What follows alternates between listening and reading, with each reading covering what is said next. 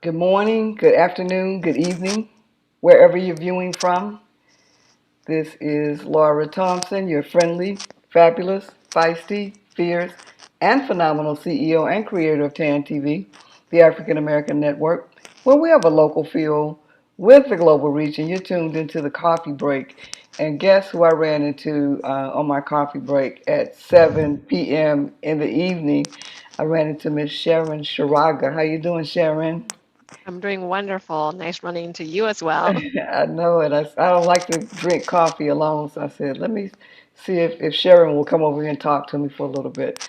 And she did. So before we get started with the interview, I know we're talking about the women's the Warrior Women Project, but we're going to also talk a little bit about Sharon tonight. So Sharon, if you could give us a little biographical information on, who you are, what you do, where you're from, all of those good things, why you do it, just take it away.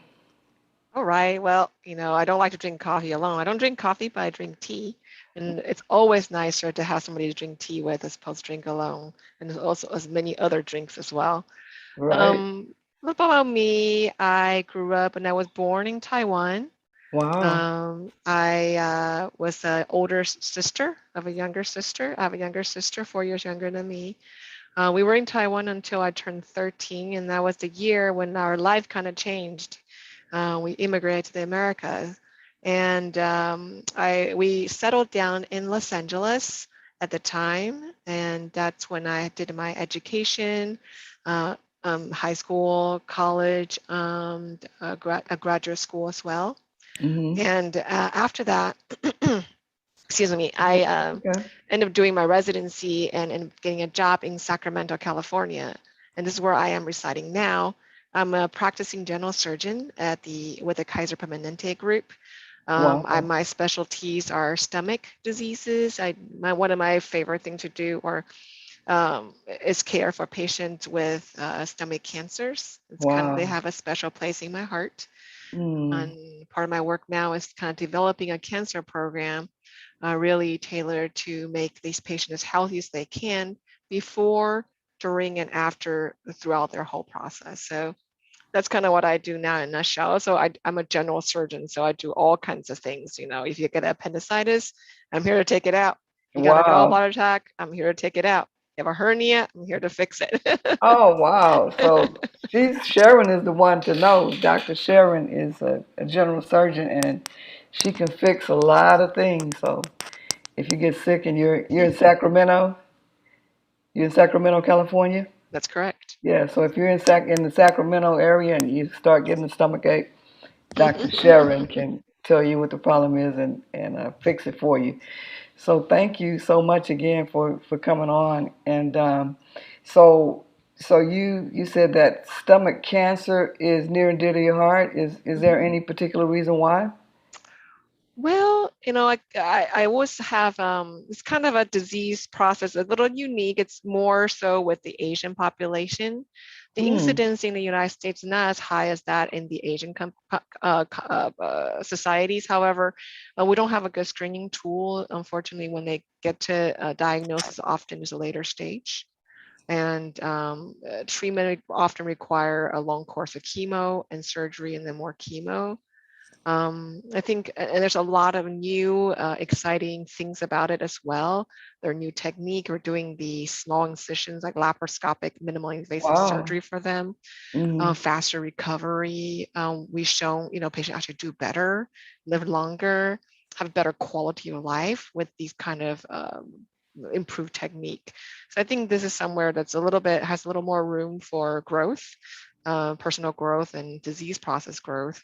So that's why it's kind of exciting field for cancer work. And it's always, cancer work is always it's kind of an area where you get to bond with the patient. It's such a vulnerable mm, time in patient's life, mm, that often they come in scared and not knowing what to do. And as physicians, we really, physicians, caretakers, anyone in part of the care, really be able to step in and provide quality care that they need to help them through the process. So it's I think it's good work, and it gives me joy in what I do. So Wow. So when you were growing up, when you were a little girl, did you want to be a general surgeon or go into medicine?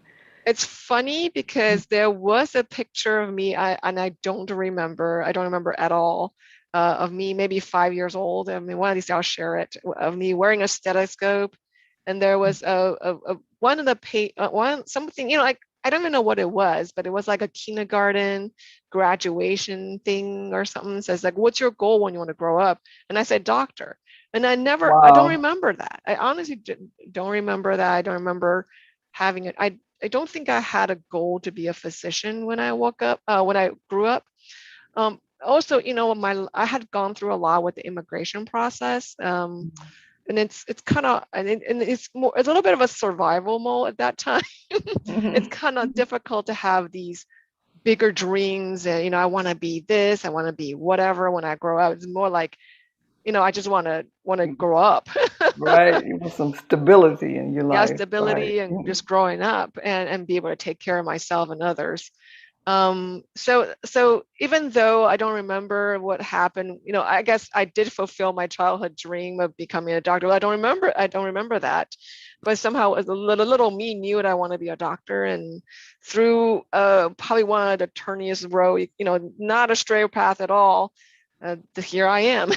Wow. So that's amazing. So you never know what's inside you. When you're a little kid, you just instinctively say stuff, and Maybe, yeah. you spoke it into an existence because now you're a general surgeon. So how long have you been practicing? 8 years in practice, since I graduated fellowship, and I've been in Sacramento ever since. It's great. It's really Wow. good stuff. Yeah. Wow. So I know you probably being 13 and you probably didn't have much of a choice to come to America. So how did you feel about the transition from where Thailand? Taiwan. Taiwan, I'm sorry. No, don't Taiwan. worry. Where did how did you feel about that transition? I think you see many of us have shared the same experience, that it's often not our choice, right? At that age or younger, it's often not our choice. And even though I was 13, I don't think I knew better. Mm, I think it was kind of exciting at the time of going to a different country and do something different. But it was a difficult transition. I did not know my ABCs when I first came to the state. I did not. I don't know. We didn't. I guess we didn't plan that well. I did not know much English. That mm, was all of a transition that I had to kind of go, overcome. Um, oh, However, if you kind of take a step back and look at it from like a bigger picture, like now, I mm, think it's a better, it turned out to be the better, I guess. It turned out for the better, because I don't think, sometimes people feel like you need the obstacle in your way to kind of mm, push you forward, maybe, right? mm, Some people have a drowning experience. They either become a really good swimmer or they never get by the water again. mm, So I think having an experience of that kind of drove me harder, like kind of made me work harder to be better, to be stronger, to be able to take care of others. I think that's what kind of pushed me a bit. If I had stayed in my home country, maybe I would have grown comfortable, right? Maybe mm, I would just I don't know. I think it's kind of hard to say. I think definitely the transition had made me stronger and tougher. And in a mm. sense, sometimes I wonder, would I have been a physician if I stayed in Taiwan? And I don't know. I honestly don't know. I don't know. I can't say confidently that I would. So it's always something that I ponder, and I don't have a good answer. But Mm. That's a yeah. good answer. Yeah, but so I was looking, I always try to not really judge people, but kind of figure out what kind of personality they might have looking at their pictures or listening to their voice without seeing them. And so I pictured kind of timid and shy. And although you're very confident, you're mild mannered, but you're very confident. So it's not the personality that I thought that it would be, but it's a great personality. Um, so um, so you moved here at 13 and you went through all of the education process and became a general surgeon. So where did you go to school? Where did you go to college? UCLA for Okay. college. I went to UCLA for medical school. I went to UC Davis for residency, and I went back to USC for a fellowship for a year in the laparoscopic minimal invasive surgery. That's kind of my thing. Wow. And then I came back to Sacramento for practice. Wow. So you stayed in California area though, right? Yeah, and I don't do well with the cold, so I can't go too far north or Right. northeast. Wow. So that the minimal invasive surgery, that sounds like it might be a little bit more fun than having to to cut people. Uh, We do so what we can. right. But that seems like it's I would go for that if I had to, if it was a choice to have surgery I think, and I could yeah. have the minimal invasive surgery. I think I'd go for that. So now fast forward. So you're from Taiwan. You moved here when you were 13, but you had to switch cultures and or move into a different type of culture. So how did you adapt to, to your new environment and culture when you first got here? I think kids are very resilient, and as I learned myself, now I have two young boys, and I think the naiveness may have helped. Didn't know better, right? Even though I was 13, I feel like I should have known more. I was kind of naive and sheltered, perhaps in my youth. Mm-hmm. Didn't know better. You just kind of learn, when you didn't know the language, I didn't know what people were saying and kind of just guess and figure or just ignore it, right? So Right. you just kind of figure it out. And as I learned more English and learned more of the culture, that kind of just happened on its own. I think there are still things that are like there's still, I mean, even though I think now I'm like in my 40s, Mm-hmm. I stayed longer. I spend longer time in my life in the States as opposed to where I came from. Mm-hmm.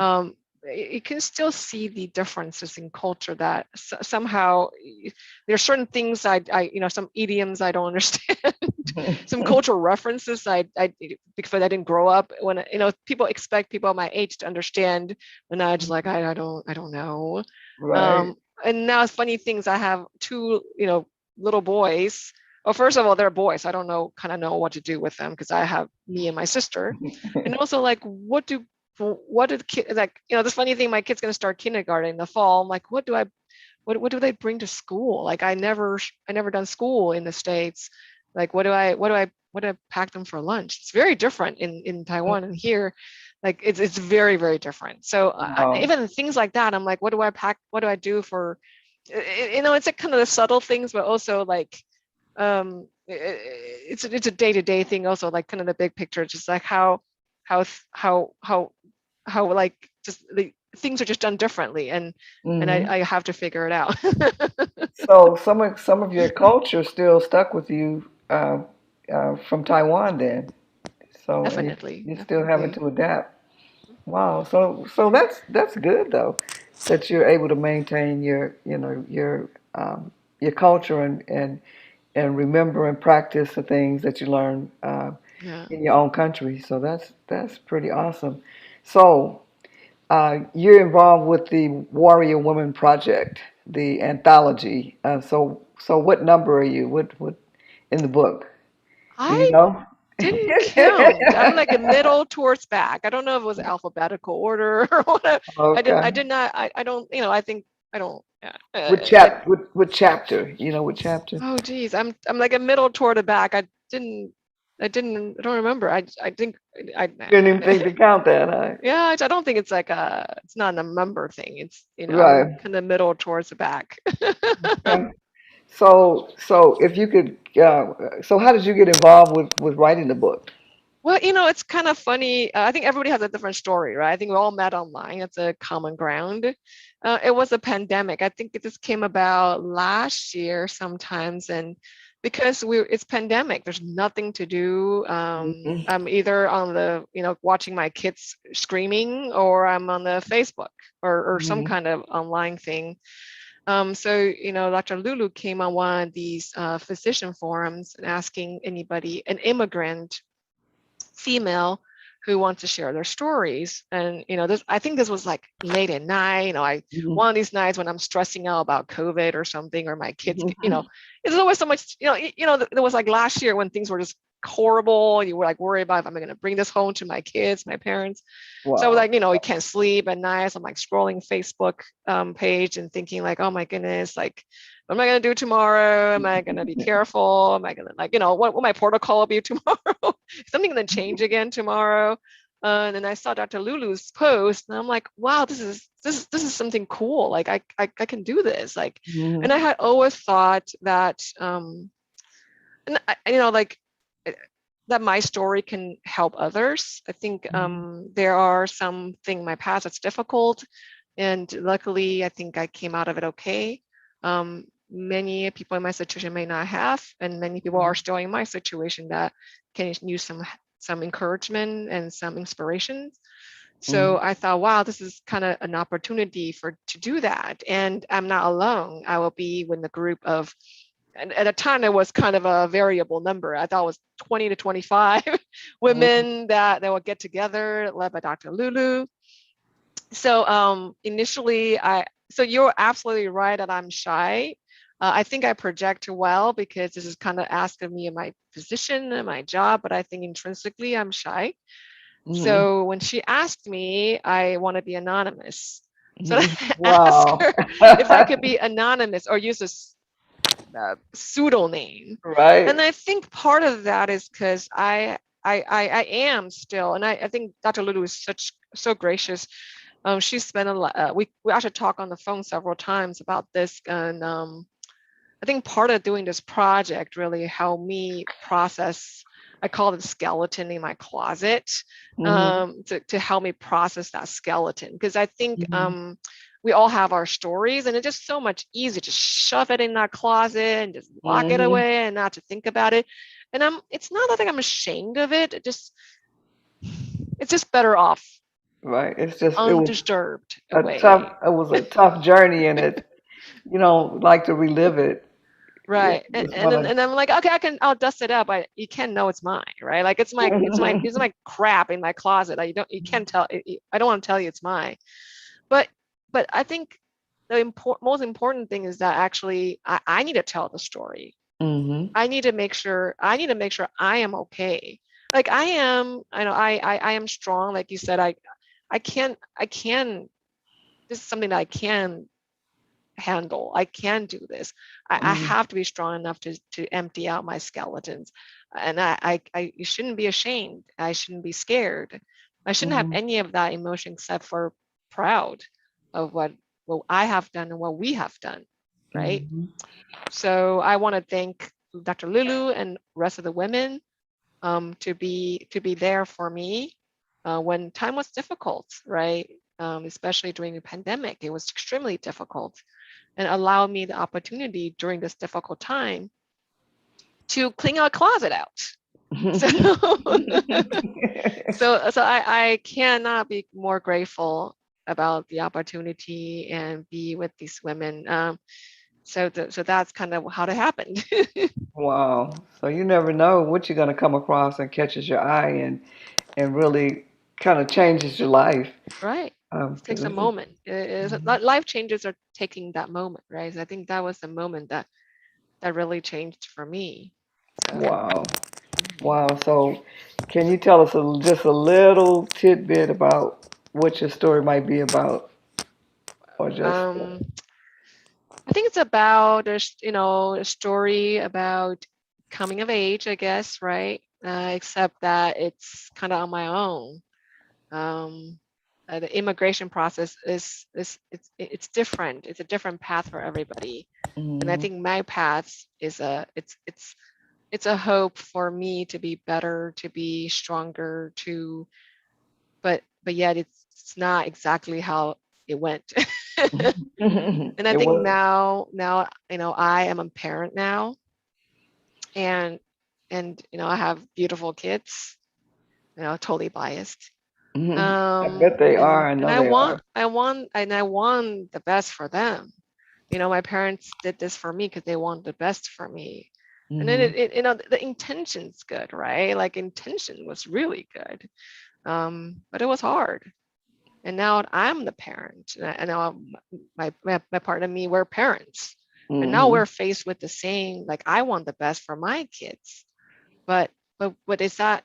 What is the right thing for the children? Like Hmm. it's really difficult. It's really difficult, and I think I don't have the answer, and I hope my story can share what I've been through, and kind of help me and help others to figure out what is the best for our kids for our next generation. Wow. So have you taken your kids to Taiwan? Have Oh they? my goodness, don't get me started. We were planning to go May of 2020. Wow.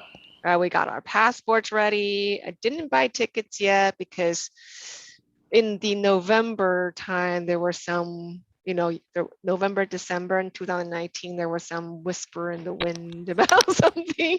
And I was like, oh, I'm going to hold off on this a little bit. And then, like January, February, like China kind of blew up. Hmm. And then I was like, well, maybe we should hold off on traveling to Asia right now because, like China is the epicenter and Taiwan's like not that far off. And there's lots of commerce between the two lands. So I was like, oh, I'll hold it off. But then, soon after that, shut down. So we Wow. made a plan again, try to go maybe this year, but it doesn't, Taiwan's been hitting pretty hard. They didn't get hit hard in the initial Hmm. surge last year, but right now they're kind of having some struggle. So it's again doesn't look like this year, but I think part of me, like when you were asking me about the culture thing, Hmm. I think I learned to embrace the Western culture a lot. I think it's beautiful. I think it's powerful. It's has a lot of. I think it's definitely motivate me to be better, to be stronger, to be more independent. um, but I also wanted them to understand the Asian side. I think, Hmm. as we know, anything taking to the extreme, right, can be harmful. And I Hmm. think I want them to understand um, the both parts. I think they're a little bit different, not complete dichotomy, but a little different.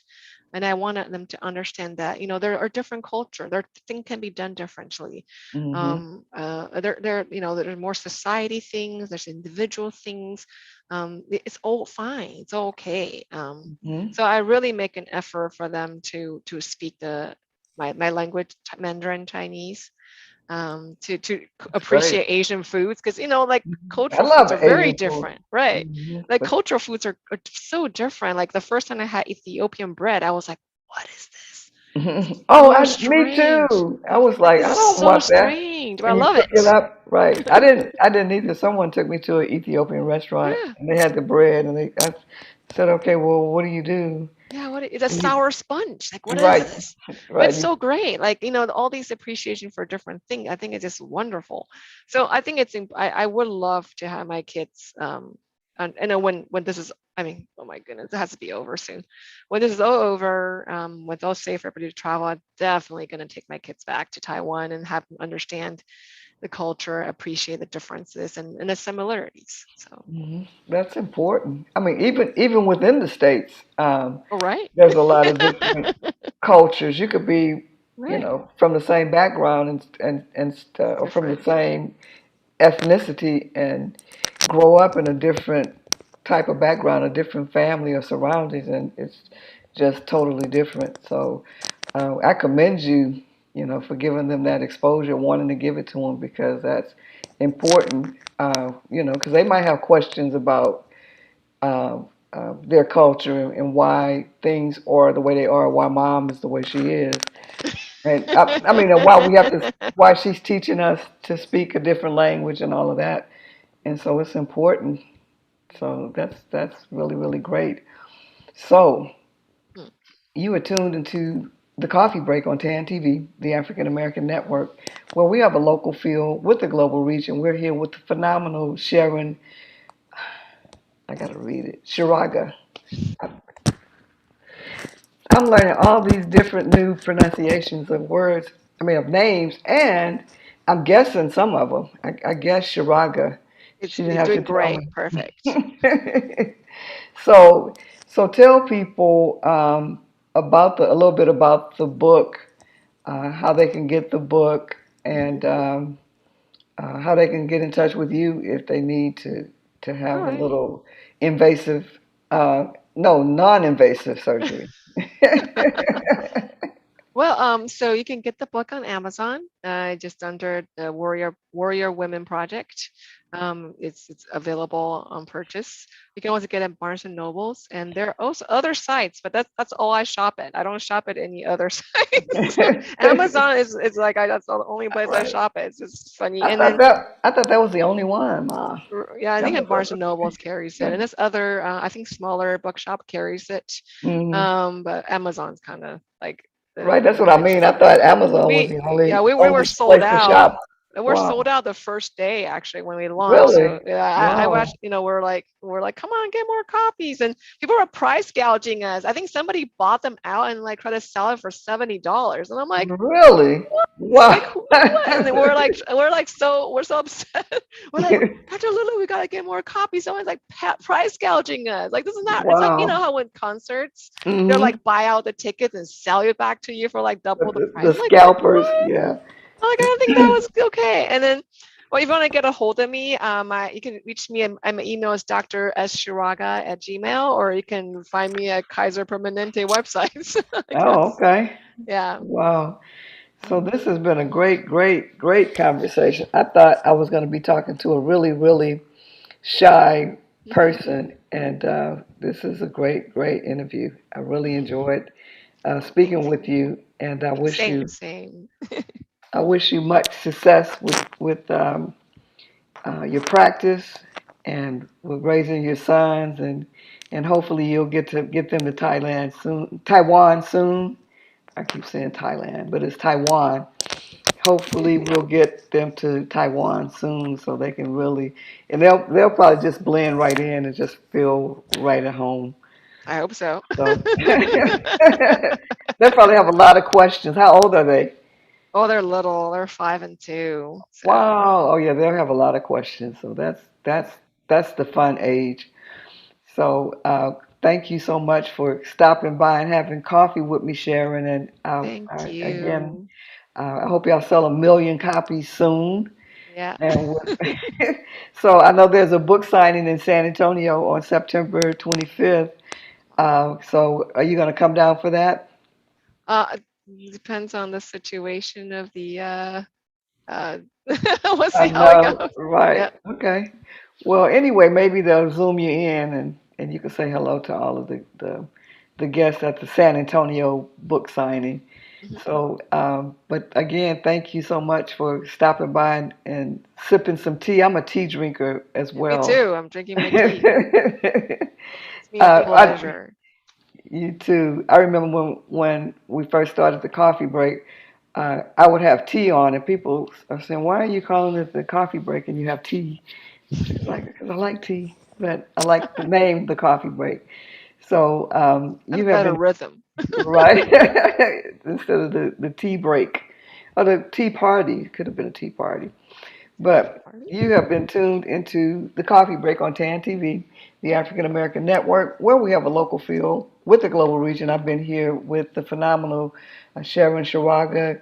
She is a general surgeon. Can you believe it?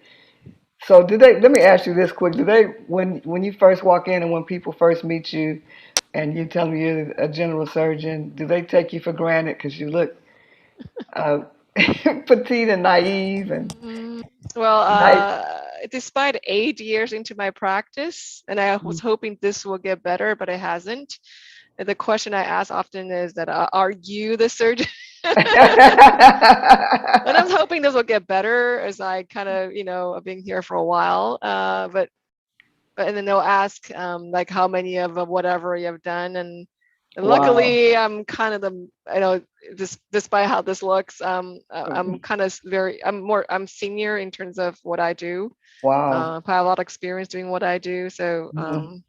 I share my experience, and I have uh, patient do well. So, That's good. So but she I do cared, get asked, are you the surgeon? right?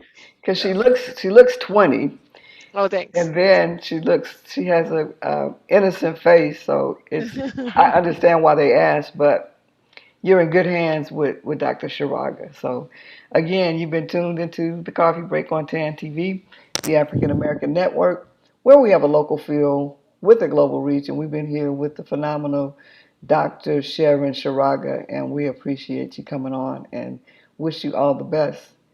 So, thanks for Thank you stopping so by. much. Thank All right. you. Thanks everybody listening in. So, we had a great, great conversation.